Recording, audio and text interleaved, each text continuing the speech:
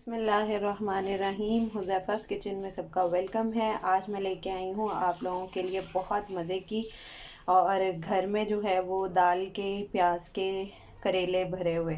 तो इसकी रेसिपी की तरफ चलते हैं। जिन्होंने मेरे चैनल को सब्सक्राइब नहीं किया वो पहले सब्सक्राइब कर लें, बेल आइकन को प्रेस कर लें ताकि आपको मेरी आने वाली वीडियोस जो हैं वो सबसे पहले देखने को मिल सकें। मैंने दाल भिगो दी हुई है, अब इसकी कटिंग करते हैं। जी तो अब जो है वो हम इसमें दाल रखेंगे। 1.5 पाव के करीब मेरी दाल है चने की और 1.5 गिलास ही पानी है। अब इसका जो है वो फ्लेम ऑन करते हैं। अब इसमें जो है वो मैंने 3 मीडियम साइज़ के जो है वो प्याज कट कर लिए हैं मोटे मोटे, और 4 अदर जो हैं वो हरी मिर्चें कर ली हैं, और थोड़ा सा अदरक का पीस जो है वो उसको क्रश कर लिया है। और 1 टीस्पून जो है 2 टीस्पून मैंने डाले हैं नमक, आप हस्बे जायका भी ले सकते हैं। 1 टीस्पून जो है वो मैंने लिया है ज़ीरा पाउडर, और हाफ़ टी स्पून लिया है काली मिर्च पाउडर, और 1 टीस्पून लिया है ज़ीरा पाउडर, और 1 टीस्पून ही लाल मिर्च पाउडर, और पिंच जो है वो ली है हल्दी की। अब इन सारे स्पाइस को जो है वो दाल के अंदर ऐड करते हैं। जी तो मैंने फ्लेम जो है वो हाई पे रखा है। अब इसको जो है वो पानी पकने तक जो है वो ड्राई होने तक हम इसको पकाएंगे। ये सारी चीज़ें इसमें मैंने मिक्स कर दी हैं, अब इसको पकने देते हैं। अब इस तरह से कद्दूकस से इसको छीलेंगे सारों को, इनको करके फिर मिलते हैं।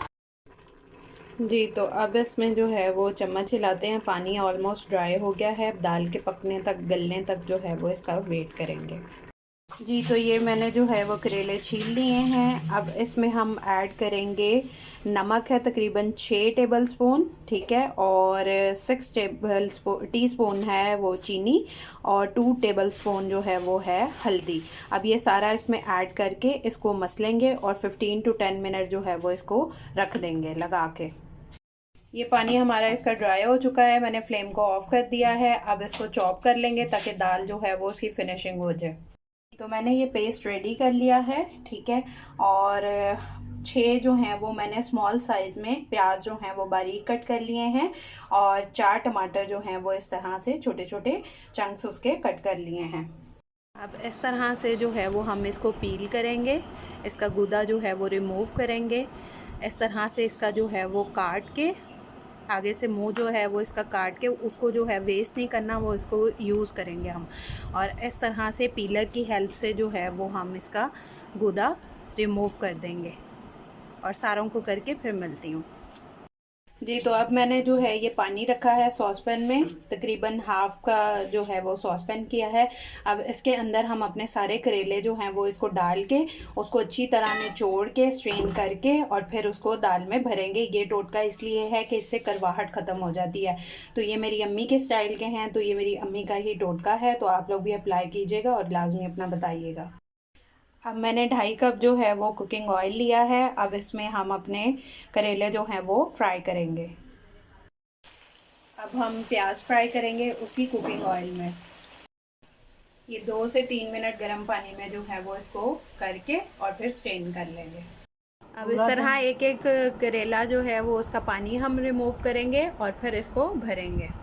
इस तरह से इसकी भराई करेंगे, भरेंगे इसको, दाल जो है वो इसके अंदर डालेंगे। इस तरह उसको थोड़ा सा हाथ से गोलाई की फॉर्म में करके,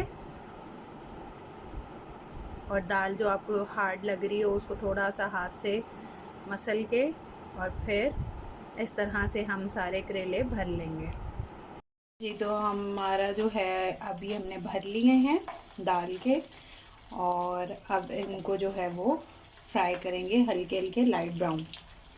जी तो ये देखें इस तरह के गोल्डन ब्राउन हो गए हैं, लाइट गोल्डन। अब इनको जो है वो हम इसमें नेक्स्ट स्टेप की तरफ चलते हैं।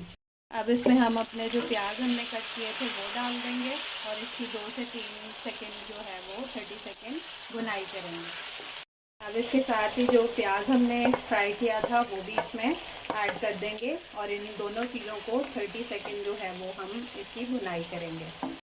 अब हमने जो है वो इसकी भुनाई कर ली है। अब इसको 10 मिनट के लिए जो है वो दम पे रख देंगे हम, और फ्लेम को बिल्कुल लो पे रखेंगे ताकि ये ज़्यादा जो है वो हमारे जल ना जाएं। लो फ्लेम पे 8 to 10 मिनट जो है वो रख देंगे ताकि हमारे टमाटर अच्छी तरह गल जाएं। हमारी ये जो दाल बची थी, हमने जो भरी थी और उसमें से जो बची थी, ये अब हम इसमें ऐड करेंगे और इसको 4 से 5 मिनट फिर दम दे देंगे और लो फ्लेम ही रखना है। जी, तो हमारे जो हैं दाल के भरे हुए मज़े के जो हैं वो करेले रेडी हैं, ऑयल आने वाला है। तो आप लोग ट्राई करके अपना फीडबैक लाजमी दीजिएगा। फिर इंशाल्लाह मिलेंगे नेक्स्ट न्यू रेसिपी के साथ। अल्लाह हाफिज़ फ़ी इमानिल्लाह।